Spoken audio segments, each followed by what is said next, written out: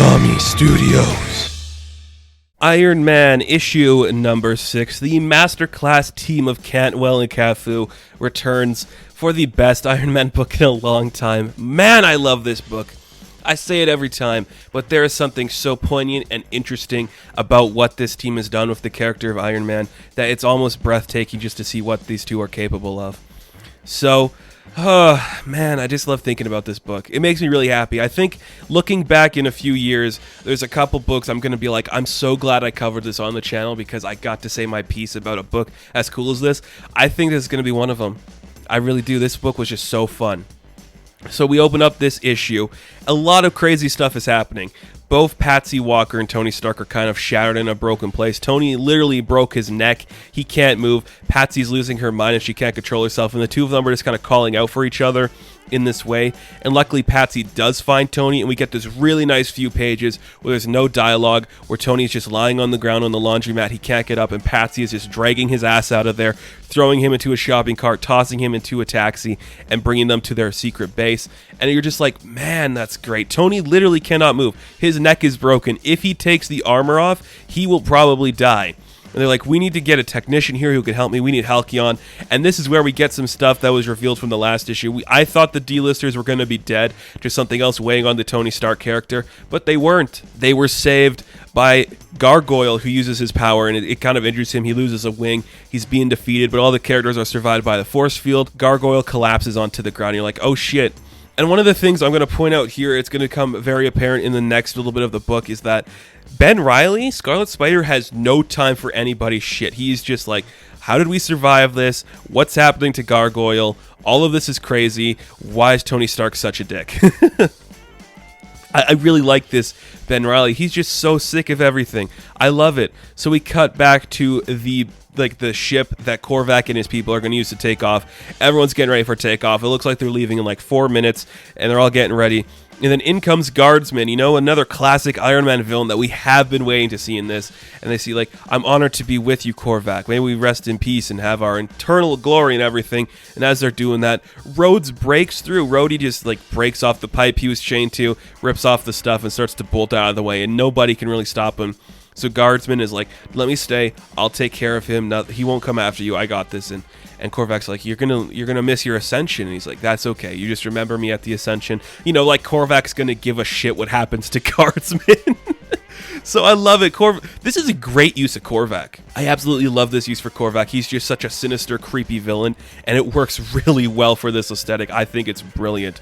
So we cut back to the operating table where Halcyon and Misty Knight are like, okay, we gotta somehow manage to get Tony from killing himself and doing something stupid. So as they're doing this scene, I love this idea being in play here that Tony's like, the drink or the dream.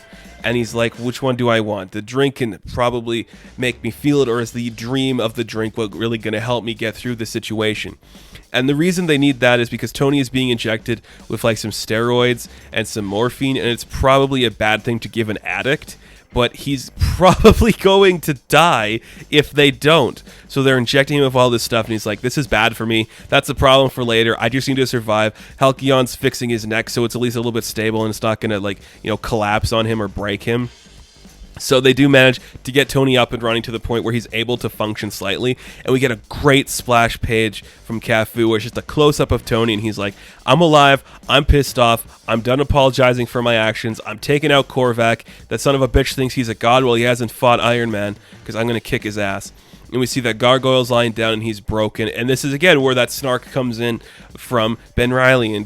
And Tony's like, is he going to be okay? Is he going to make it up in time? And Ben Reilly's like, what the hell do I know? He's a gargoyle. I don't know. Should I Google it? And Tony's like, okay, whatever. We're leaving in 10 hours. If he's not able to get up and help us, he's a waste of my time. I can't focus on him right now. We got to go. And even Frogman's like, this guy's acting like a dick. And we get another great looking page where we see Patsy Walker is just in this ring of fire. She's thinking about Korvac and she hears Korvac in her head. And maybe the future that Korvac is promising could be beautiful. And she's suddenly standing on this open field where everything's quiet and warm and nothing is affecting her or breaking her.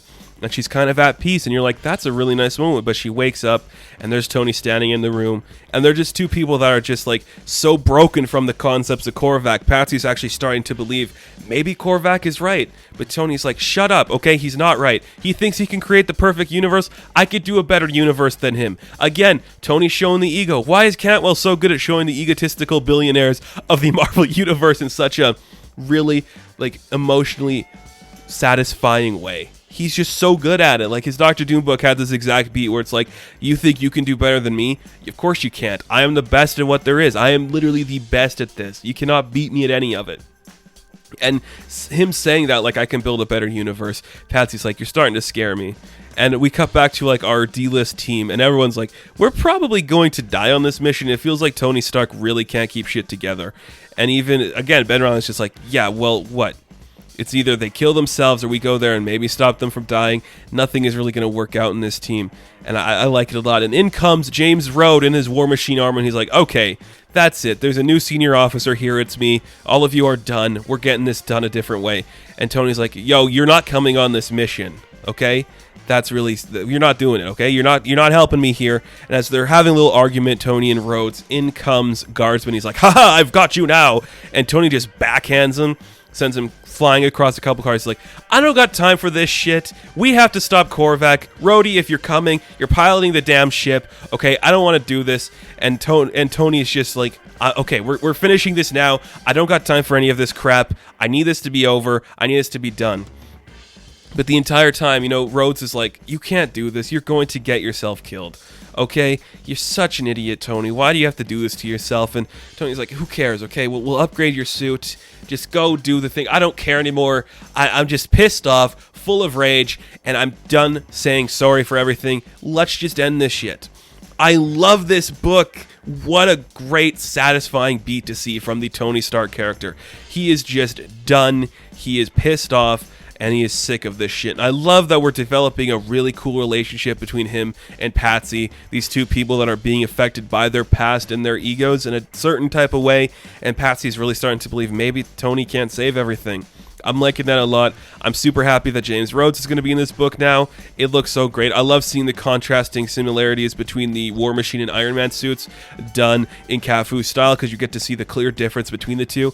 Everything about this book looks flawless. I think it's amazing. Cantwell, again, my man, you surprised me in a really bold and interesting way.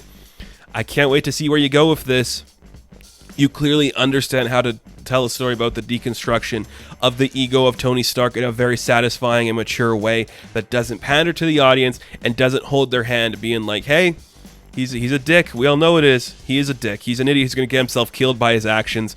And now we just pumped him full of painkillers. He's probably going to become an addict, and that's going to be another element we have to deal with in this book. I love it. It is so cool to see. I cannot wait for more of this, man. This is awesome. So, Iron Man number 6, and something that will surprise no one, I am going to give a 10 out of 10. Now, thank you guys so much for watching this review. Be sure to like and subscribe to the channel. As always, you can check me out on Instagram, Patreon, Twitter, all that good stuff, and I will catch you in the next one. Have fun, stay safe, good luck.